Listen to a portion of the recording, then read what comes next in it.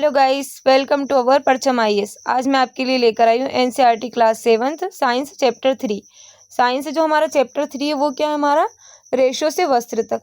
तो आज हम देखेंगे कि हम रेशो से वस्त्र कैसे बनाते हैं। सबसे पहले हमने कक्षा 6ठी में पढ़ा था कि पादप और पौधों से प्राप्त होने वाले कुछ रेशे फाइबरों के बारे में हम पढ़ चुके थे। आपने यहाँ भी पढ़ा था कि उन रेशम के रेशे जंतुओं से प्राप्त होते हैं। जंतुओं से प्राप्त किए जाने वाले रेशों को जांतव रेशे कहते हैं। जैसे कि जो हमारा ऊन और रेशम होता है वो हमें किससे प्राप्त होता है, जंतु से प्राप्त होता है, तो इनको हम क्या कहते हैं, जांतव रेशे कहते हैं। ऊन के रेशे फाइबर भेड़ अथवा याक के बालों से प्राप्त किए जाते हैं। रेशम के फाइबर रेशम कीट या कोकून या कोश से प्राप्त किए जाते हैं।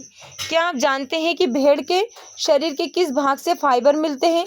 क्या आप जानते हैं कि इन रेशों को ऊन में कैसे परिवर्तित किया जाता है, जिन्हें हम स्वेटर बुनने के लिए बाजार से खरीदते हैं? क्या आपको जानकारी है कि रेशम के फाइबर से रेशम कैसे बनाया जाता है, जिनसे साड़ियाँ बुनी जाती है? इस अध्ययन में हम क्या करेंगे, इन प्रश्नों के उत्तर यहाँ पर अच्छे से खोजेंगे कि हम कैसे फाइबर से रेशम बनाते हैं और कैसे हम उससे साड़ियाँ बुनी जाती है। अब हम सबसे पहले देखते हैं जांतव रेशे कौन से होते हैं, ऊन और रेशम। सबसे पहले हम जानेंगे ऊन। भेड़, बकरी, याक और कुछ अन्य जंतुओं से ऊन प्राप्त की जाती है। ऊन प्रदान करने वाले इन जंतुओं के शरीर के बालों से ढके होते हैं। क्या आप जानते हैं कि इन जंतुओं के आवरण पर बालों की मोटी परत क्यों होती है? बालों के बीच अधिक मात्रा में वायु आसानी से भर जाती है। वायु ऊष्मा की कुचालक है, जैसा कि हम अध्याय 4 में पढ़ेंगे। अतः बाल इन जंतुओं को गर्म रखते हैं। ऊन इन रोएदार रेशों से प्राप्त की जाती है। जो इनके क्या होते हैं, भेड़, बकरी और याक रहते हैं, इनके शरीर पे बहुत सारे बाल होते हैं, तो वो क्या करते हैं, इनको गर्म रखने का काम करते हैं, और वही क्या होते हैं, रोएदार रेशे हमारे ऊन प्राप्त करने में काम में आते हैं। अब हम यहाँ क्रियाकलाप 3.1 करके देखते हैं। अपने शरीर, बाहों और सिर के बालों को छूकर अनुभव कीजिए। क्या आपको उनमें कोई अंतर लगता है? कौन से बाल मोटे हैं, रूखे प्रतीत होते तथा कौन से मुलायम? हमारी ही तरह भेड़ की रेशेदार त्वचा पर 2 प्रकार के रेशे होते हैं, दाढ़ी के रूखे बाल और त्वचा के निकट अवस्थित तंतु रूपी मुलायम बाल। तंतु रूपी बाल ऊन कार्तित ऊन बनाने के लिए रेशे प्रदान करते हैं। भेड़ों की कुछ नस्लों में केवल तंतु रूपी मुलायम बाल ही होते हैं। इनके जनकों का विशेष रूप से ऐसी भेड़ों का जन्म देने के लिए चयन किया जाता है जिनके शरीर पर सिर्फ मुलायम बाल होते हैं।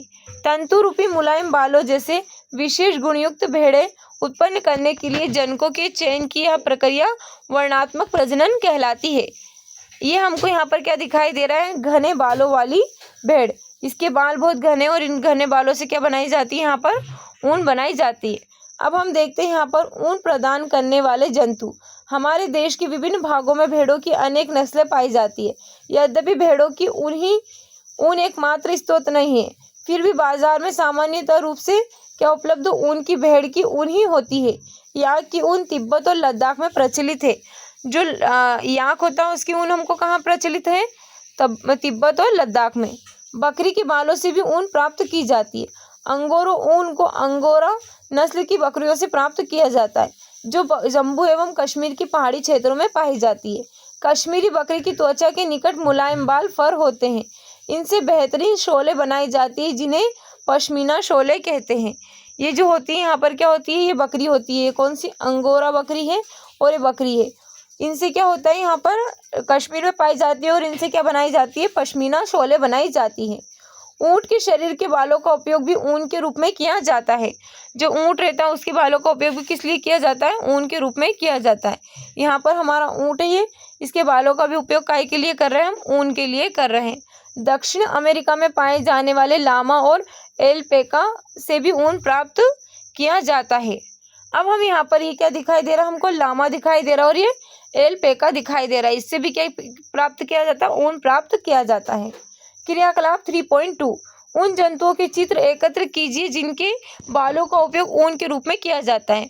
उन्हें अपनी स्क्रैप पुस्तिका में चिपकाइए। यदि आप चित्र प्राप्त नहीं कर पाए तो इस पुस्तक में दिए गए चित्रों को देखकर उन्हें बनाने का प्रयास कीजिए। अपनी क्षेत्रीय और देश की अन्य भाषाओं में भेड़, बकरी, ऊँट और याक जिस नाम से जाने जाते हैं उनका पता लगाने का प्रयास कीजिए। अब हम यहाँ क्रियाकलाप 3.3 करके देखते हैं।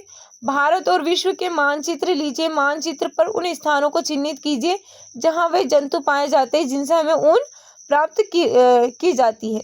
ऊन प्रदान करने वाले प्रत्येक किस्म के जंतुओं के स्थान को दर्शाने के लिए विभिन्न रंगों का उपयोग कीजिए। अब हम देखते हैं रेशो से ऊन तक। अब रेशो से ऊन कैसे बनाया जाता है। ऊन प्राप्त करने के लिए भेड़ों को पाला जाता है। उनके बालों को काटकर और फिर उन्हें संसाधित करके ऊन बनाई जाती है। आइए हम इस प्रक्रम के बारे में जानकारी प्राप्त करते हैं। भेड़ पालन और प्रजनन। भेड़ को कैसे पाला जाता है और फिर उनका प्रजनन कैसे होता है। यदि आप जम्मू और कश्मीर, हिमाचल प्रदेश, उत्तराखंड, अरुणाचल प्रदेश और सिक्किम के पहाड़ी क्षेत्रों अथवा हरियाणा, पंजाब, राजस्थान और गुजरात के मैदानों की यात्रा करें तो आप गडरियों के भेड़ों के झुंडों को चराने के लिए जाते हुए देख सकते हैं। भेड़ शाकाहारी होते हैं और वह घास और पत्तियां पसंद करते हैं। भेड़ पालक पालने वाले उन्हें हरे चारे के अतिरिक्त दालें, मक्का, ज्वार, खली, बीज में से तेल निकाल लेने के बाद बचा पदार्थ और खनिज भी खिलाते हैं। सर्दियों में भेड़ों को घरों के अंदर रखा जाता है और उन्हें पत्तियां, अनाज और सूखा चारा खिलाया जाता है। हमारे देश के अनेक भागों में भेड़ों को ऊन के लिए पाला जाता है। भेड़ों की कुछ नस्लों के नाम दिए गए हैं जिन्हें हमारे देश में ऊन उत्पादन के लिए पाला जाता है। उनसे प्राप्त होने वाली ऊन की गुणवत्ता और गठन को भी दिखाया गया है। भेड़ की कुछ नस्लों के शरीर पर बालों की घनी परत होती है जिससे बड़ी मात्रा में अच्छी गुणवत्ता वाली ऊन प्राप्त होती है, जैसा कि पहले बताया गया है। इन भेड़ों को क्या कहा जाता है, वर्णात्मक प्रजनन द्वारा उत्पन्न किया जाता है, जिनमें से एक जनक किसी भी अच्छी नस्ल की भेड़ होती है। जब पाली गई भेड़ के शरीर पर बालों की घनी वृद्धि हो जाती है तो ऊन प्राप्त करने के लिए उसके बालों को काट लिया जाता है। अब हम यहाँ पर देखते हैं रेशो को ऊन में संसाधित करना। स्वेटर बुनने अथवा शॉल बनाने के लिए उपयोग की जाने वाली ऊन एक लंबी प्रक्रिया द्वारा प्राप्त होती है जिससे निम्नलिखित चरण द्वारा सम्मिलित है। सबसे पहला फर्स्ट चरण क्या है हमारे यहाँ पर, भेड़ के बालों को त्वचा की पतली परत के साथ शरीर से उतार लिया जाता है। यह प्रक्रिया ऊन की कटाई कहलाती है। भेड़ के बाल उतारने के लिए उसी प्रकार की मशीन का उपयोग किया जाता है जैसे नाई द्वारा बाल काटने के लिए उपयोग किया जाता है। अब हम यहाँ पर पहले भेड़ों की कुछ भारतीय नस्लें देख लेते हैं। नस्ल का नाम लोही, रामपुर, बुशायर, नाली, बाखरवाल, मारवाड़ी, पाटनवाड़ी। ऊन की गुणवत्ता, अच्छी गुणवत्ता, भूरी ऊन, गलीचे वाली ऊन, ऊनी शॉलों के लिए, मोटी रुक्ष ऊन, होजरी के लिए राजस्थान, पंजाब में पाई जाती है। उत्तर प्रदेश और हिमाचल प्रदेश में पाई जाती है। ये राजस्थान, हरियाणा और पंजाब में पाई जाती है और जम्मू कश्मीर पर पाई जाती है। गुजरात में पाई जाती है, ये भी गुजरात में पाई जाती है। तो हमने यहाँ पर नस्ल का नाम देखा, उनकी गुणवत्ता और उनके राज्य देखे। तो हम यहाँ पर देखते हैं सामान्यतः बालों को गर्मी के मौसम में काटा जाता है ताकि भेड़ बालों की सुरक्षात्मक आवरण के न रहने पर भी जीवित रह सके। बाल ऊनी रेशे प्रदान करते हैं। इन्हीं ऊनी रेशों को यहाँ पर देखो क्या किया जा रहा है, भेड़ को यहाँ से ऊन को उतार रहे हैं यहाँ पर, फिर उसको क्या किया जाता है मशीनों द्वारा, फिर यहाँ पर क्या होता है को संसाधित करके ऊन का धागा बनाया जाता है। ऊन उतारने के दौरान भेड़ को कोई विशेष कष्ट नहीं होता, जैसे कि आपको बालों को काटने अथवा आपके पिताजी की दाढ़ी बनवाने में नहीं होता है। क्या आप जानते हैं कि ऐसा क्यों होता है? त्वचा की सबसे ऊपर वाली परत अधिकांशतः मृत कोशिकाओं से बनी होती है। साथ ही भेड़ के बाल फिर से उग जाते हैं जैसा आपके उग जाते हैं। जैसे कि हम देखते हैं हमारे बाल भी क्या होते हैं, उग जाते हैं, ऐसे ही भेड़ के बाल भी उग जाते हैं। अब हम देखते हैं चरण 2। त्वचा सहित उतारे गए बालों को टंकियों में डालकर अच्छी तरह से धोया जाता है, जिससे उनकी देखो यहाँ पर क्या किया जा रहा है, टंकियों में इसको धोया जा रहा है और फिर यहाँ पर क्या किया जा रहा है, मशीनों द्वारा इसका अभिमार्जन किया जा रहा है और फिर यहाँ पर ऊन का धागा बनाया जा रहा है। अब हम देखते हैं यहाँ पर व्यवसायिक संकट। व्यवसायिक संकट क्या है? ऊन उद्योग हमारे देश में अनेक व्यक्तियों के लिए जीविकोपार्जन का एक महत्वपूर्ण साधन है, लेकिन छटाई करने वाले का कार्य जोखिम भरा है क्योंकि कभी कभी वे एंथ्रेक्स नामक जीवाणु द्वारा संक्रमित हो जाते हैं, जो एक घातक रोग का कारक है जिसे शॉर्टस रोग कहते हैं। किसी भी उद्योग में कारीगरों द्वारा ऐसे जोखिमों को झेलना व्यवसायिक संकट कहलाता है। अब हम देखते हैं चिकनाई। अब वो जो हमारे यहाँ पर क्या किया जाता है, जब उनको धुलाई अपमार्जन होता है तो उसमें क्या किया जाता है, चिकनाई धूल ग्रत निकल जाते हैं। यह प्रक्रम अभिमार्जन कहलाता है। आजकल अभिमार्जन मशीनों द्वारा भी किया जा रहा है। अब हम देखते हैं चरण 3। मशीनों के बाद छटाई की जाती है। रोमिल अथवा रोएदार बालों को कारखानों में भेज दिया जाता है, जब विभिन्न गठन वाले बालों को छांटा या पृथक किया जाता है। अब हम देखते हैं चरण 4। बालों में छोटे छोटे कोमल व फूले हुए रेशों को छांट लिया जाता है, जो बर कहलाते हैं। ये वही बर होते हैं जो कभी कभी आपके स्वेटर पर एकत्रित हो जाते हैं। इसके पश्चात रेशों को पुनः अभिमार्जन करके उन्हें सुखा लिया जाता है। इस प्रकार उत्पाद ही धागों के रूप में काटे जाने के लिए उपयुक्त ऊन होती है। अब हम देखते हैं हमारा चरण 5। रेशों की विभिन्न रंगों में रंगाई की जाती है, क्योंकि भेड़ अथवा बकरी की सामान्यतः ऊन काली या भूरी अथवा सफेद होती है, तो उसमें क्या किया जाता है, उनको रंगाई की जाती है। चरण 6 देखते हैं। अब रेशों को सीधा करके सुलझाया जाता है और फिर लपेटकर उनसे धागा बनाया जाता है। लंबे रेशों को काटकर स्वेटरों की ऊन के रूप में से उसे अपेक्षाकृत छोटे रेशों को काटकर ऊनी वस्त्र बुनने में उपयोग किया जाता है। हमको यहाँ क्रियाकलाप 3.4 दे रखा है। अपने सहपाठियों के साथ इसी विषय पर चर्चा कीजिए कि क्या मनुष्य के लिए भेड़ों को पालना और फिर ऊन प्राप्त करने के लिए उनके बालों को उतारना उचित है। अब हम देखते हैं रेशम। रेशम हमको कैसे प्राप्त होता है। रेशम सिल्क रेशे भी जानते हो रेशे होते हैं। रेशम के कीट रेशम के फाइबरों को बनाते हैं। रेशम प्राप्त करने के लिए हमको रेशम कीटों को पालना रेशम कीट पालन या सेरीकल्चर कहलाता है। अपनी माताजी, चाची जी, दादी जी, माँ से विभिन्न प्रकार के रेशम तथा रेशमी साड़ियों के बारे में जानकारी प्राप्त कर सकते हैं। विभिन्न प्रकार के रेशम को सूचीबद्ध कीजिए। इससे पहले कि हम रेशम प्राप्त करने की प्रक्रम के बारे में चर्चा करें, रेशम के कीट के जीवन चक्र के बारे में जानना आवश्यक है कि रेशम का जो कीट होता है उसका जीवन चक्र क्या होता है। देखते हैं हम रेशम के कीट का जीवन चक्र। मादा रेशम कीट अंडे देती है जिससे लार्वा निकलते हैं। ये कैटरपिलर या इल्ली या रेशम कीट कहलाते हैं। आकार में वृद्धि करते हैं और जब कैटरपिलर अपने जीवन चक्र की अगली अवस्था में प्रवेश करने के लिए तैयार होते हैं तो यह प्यूपा कोशित कहलाते हैं। क्या कहलाते हैं? प्यूपा कोशित कहलाते हैं। अब हम यहाँ देखते हैं भारत में रेशम उत्पादन से संबंधित विभिन्न प्रकार के उद्योगों में महिलाओं की भूमिका महत्वपूर्ण है।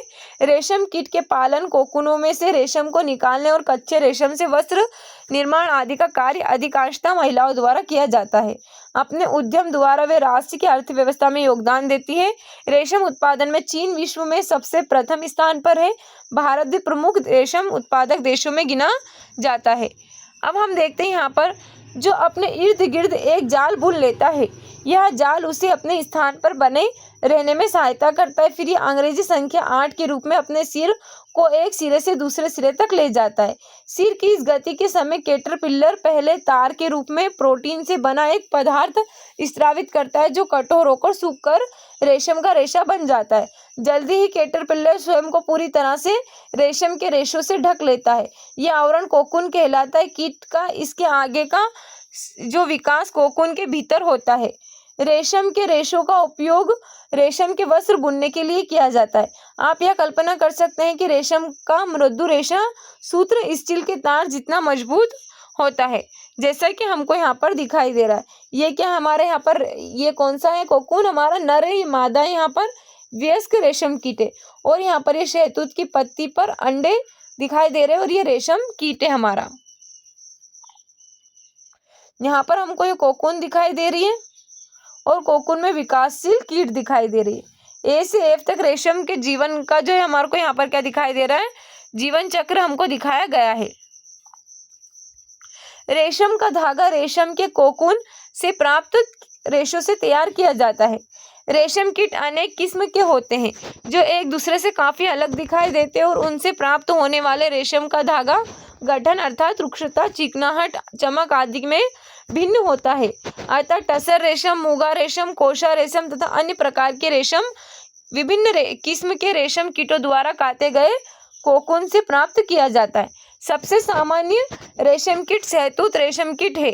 इस कीट के कोकून से प्राप्त होने वाला रेशम फाइबर मृदु, चमकदार और लचीला होता है तथा इसे सुंदर रंगों में रंगा जा सकता है। रेशम कीट पालन अथवा रेशम कीटों का संवर्धन भारत का बहुत प्राचीन व्यवसाय है। भारत व्यावसायिक स्तर पर बहुत अधिक रेशम का उत्पादन करता है। अब हम देखते हैं क्रियाकलाप 3.5। विभिन्न प्रकार के रेशमी वस्त्रों के टुकड़े एकत्रित कीजिए और उन्हें अपनी स्क्रैप पुस्तिका में चिपकाइए। आपको ये दर्जी की दुकान में व्यर्थ कतरनों की ढेरी में मिल सकते हैं।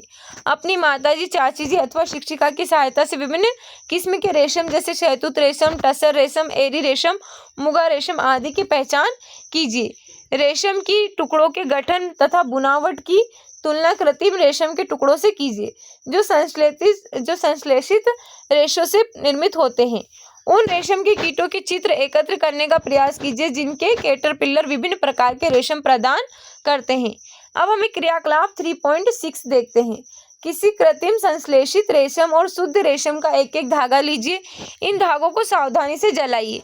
क्या आपको उनके जलते समय उत्पन्न गंध में कोई अंतर महसूस हुआ?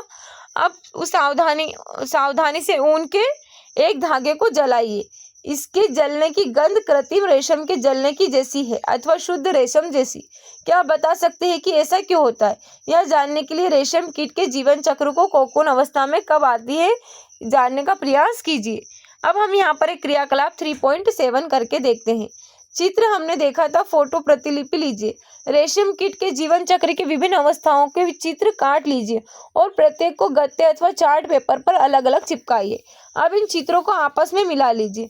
अब इन चित्रों को जीवन चक्र की अवस्था में के सही क्रम में लगाने का प्रयास कीजिए। जो कि सबसे जल्दी ऐसा कर लेगा वह विजेता होगा। आप अपने शब्दों में रेशम कीट के जीवन चक्र का वर्णन भी कर सकते हैं। इसे अपनी स्क्रैप पुस्तिका में लिखिए। अब हम यहाँ पर देखते हैं कोकून से रेशम तक। रेशम प्राप्त करने के लिए रेशम कीटों को पाला जाता है और उनके कोकूनों को एकत्र करके रेशम फाइबर प्राप्त किया जाता है। अब हम देखते हैं रेशम कीट या पालन।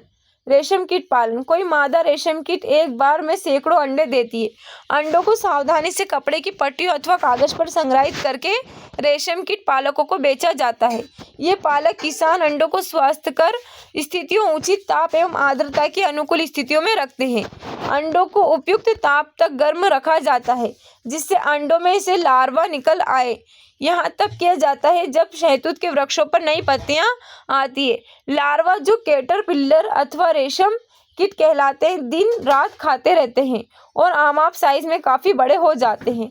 कीटों को शहतूत की ताजी कटी पत्तियों के साथ बांस की स्वच्छ ट्रे में रखा जाता है। 25 से 30 दिनों बाद ये हमको यहाँ पर क्या दिखाई दे रहा है?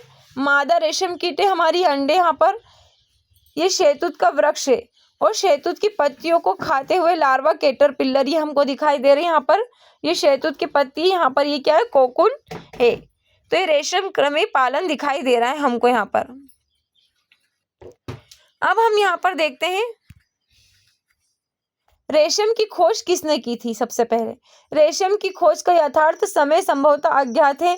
एक प्राचीन चीनी किंवदंती के अनुसार सम्राट हुआंग टी ने सामग्री की लुंग चीज ने अपने बगीचे में उगने वाले शहतूत के वृक्षों की पत्तियों के क्षतिग्रस्त होने के कारण पता लगाने के लिए कहा था। सामग्री ने की सफेद कृमि शहतूत की पत्तियों को खा रहे हैं। उन्होंने यह भी देखा कि कृमि अपने इर्द गिर्द चमकदार कोकून बुन लेते थे। संयोग से एक कोकून उनके चाय के प्याले में गिर गया और कोकून में से नाजुक धागों का गुच्छा पृथक हो गया। रेशम उद्योग चीन में आरंभ हुआ और सैकड़ों वर्षों तक इसे कड़ी पहरेदारी में गुप्त रखा गया। बाद में यात्रियों और व्यापारियों ने रेशम को अन्य देशों में प्रचलित किया। जिस मार्ग से उन्होंने यात्रा की थी उसे आज भी सिल्क रूट कहते हैं। अब हम देखते हैं 25 से 30 दिनों बाद कैटरपिलर खाना बंद कर देते हैं और कोकून बनाने के लिए वे बांस के बने छोटे छोटे कक्षों में चले जाते हैं। इसके लिए ट्रे में छोटी रैंक या टहनियों रख दी जाती है जिससे कोकून जुड़ जाते हैं। कैटरपिलर अथवा रेशम कीट कोकून बनाते समय जिसके भीतर प्यूपा विकसित होता है। अब हम देखते हैं रेशम का संसाधन क्या है। रेशम फाइबर प्राप्त करने के लिए कोकून की बड़ी ढेरी का उपयोग किया जाता है। कोकूनों को धूप में रखा जाता है अथवा पानी में उबाला जाता है या भाप में रखा जाता है। इस प्रक्रम में रेशम के फाइबर पृथक हो जाते हैं। रेशम के रूप में उपयोग के लिए कोकून में से रेशे निकालने की इस प्रक्रिया को रेशम की रेलिंग कहलाती है। क्या कहलाती है? रेशम की रेलिंग कहलाती है। रीलिंग विशेष मशीनों रेशम की रीलिंग कहलाती है। रीलिंग विशेष मशीनों में की जाती है जो कोकून में से फाइबर या रेशों को निकालती है। फिर रेशम के फाइबरों की कटाई की जाती है जिससे रेशम के धागे प्राप्त हो जाते हैं। बुनकरों द्वारा रेशम के इन्हीं धागों से वस्त्र बुने जाते हैं। अब हम यहाँ देखते हैं कुछ प्रमुख शब्द दे रखे हैं। कोकून, कार्तित ऊन, रीलिंग, अभिमार्जन, रेशम कीट पालन, ऊन की कताई, रेशम कीट, कैटरपिलर और संसाधन। इन सभी शब्दों के अर्थ हमने बहुत अच्छे से जान लिए हैं हमने इस चैप्टर में। अब हम देखते हैं हमने इस चैप्टर में क्या सीखा। रेशम कीटों से रेशम तथा ऊन भेड़, बकरी एवं याक से प्राप्त की जाती है। अतः रेशम ऊन जांतव रेशे हैं। जो हमारी रेशम और ऊन कौन से रेशे? जांतव रेशे हैं। ऊंट, लामा और एल्पेका के बालों को भी ऊन प्राप्त करने के लिए संसाधित किया जाता है। भारत में अधिकतर भेड़ों को ऊन प्राप्त करने के लिए पाला जाता है। भेड़ के शरीर से बालों को उतारकर पहले अभिमार्जन और छटाई की जाती है और फिर सुखाने के बाद उन्हें काटकर उनसे ऊन प्राप्त की जाती है। अपने जीवन चक्र में रेशम कीट रेशम के रेशों की कताई करके कोकून बनाते हैं। रेशम फाइबर प्रोटीन से बने होते हैं। कोकूनों से रेशम के रेशों को निकालकर उनका संसाधन किया जाता है। इस प्रक्रम को रीलिंग कहते हैं। बुनकर रेशम के धागों से रेशम के वस्त्र बुनते हैं। अब हम यहाँ पर कुछ क्वेश्चंस दिए गए हैं। इन सभी क्वेश्चंस के आंसर आप कमेंट बॉक्स में कमेंट करना। उम्मीद है जो हमारा आज का चैप्टर आपको अच्छा लगा। अगर हमारा आज का चैप्टर आपको अच्छा लगा है तो इसी तरह के अपडेट के लिए हमारे चैनल को सब्सक्राइब करें और बेल आइकन को दबाना ना भूलें। Okay, thank you so much.